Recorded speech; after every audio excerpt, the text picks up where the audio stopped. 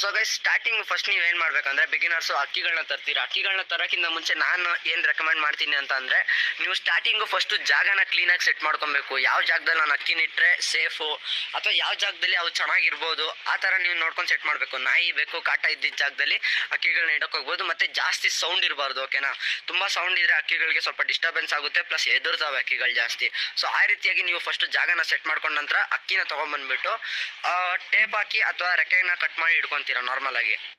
So guys, tape ಹಾಕಿ ಇಟ್ಟ ನಂತರ ನೀವೇನು ಮಾಡ್ಬೇಕಂತಂದರೆ, ಇವಾಗ ನಾನು ಹಿಂಗೆ ಮಧ್ಯೆ ಒಂದು ಇದರಲ್ಲಿ ತಿಳಿಸಿದ್ದೀನಿ ಯಾವ ರೀತಿಯಾಗಿ ನೀವು ಬಳಸ್ಕೊಬೇಕು ಅಂತ. ಸೊ ಅದೇನಾದರೂ ನೋಡಿಲ್ಲ ಅಂದರೆ ಐ ಕಾರ್ಡಲ್ಲಿ ಕೊಡ್ತೀನಿ, ಆ ವಿಡಿಯೋನ ಬೇಕಾದ್ರೆ. ಗೂಡು ಮುಂದೆಗಡೆ ರಾಗಿ, ಗೋಧಿ ಅಥವಾ ಏನಾದರೂ ಆ ಥರ ಗೂಡು ಮುಂದೆಗಡೆ ಮೇಯಿಸ್ತಾ ಬರಬೇಕು. ಯಾಕಂತಂದರೆ ಅದಕ್ಕೆ ನೀವು ಎಲ್ಲಿ ಜಾಗ ಸಾಕ್ತಿರಲ್ವಾ, ಅದು ತುಂಬ ಅದಕ್ಕೆ ಚೆನ್ನಾಗಿ ಹೊಂದ್ಕೊಬೇಕು. ಸೊ ಅದಕ್ಕೋಸ್ಕರ ಗೂಡು ಮುಂದೆಗಡೆ ನೀವು ಅದಕ್ಕೆ ಮೇವು ಹಾಕ್ತಾ ಬರಬೇಕು. ನೀವು ಆ ಕಡೆ ಈ ಕಡೆ ಹಾಕಿದ್ರೆ ಅದು ಸ್ವಲ್ಪ ಸೆಟ್ ಆಗೋದು ಕಷ್ಟ ಆಗುತ್ತೆ. ಪ್ಲಸ್ ಅದನ್ನ ಕೆಳಗಡೆ ಗೂಡಲ್ಲಿ ಇರಬೇಕು. ಯಾಕಂತಂದರೆ ರೆಕ್ಕೆ ಇರಲ್ಲ.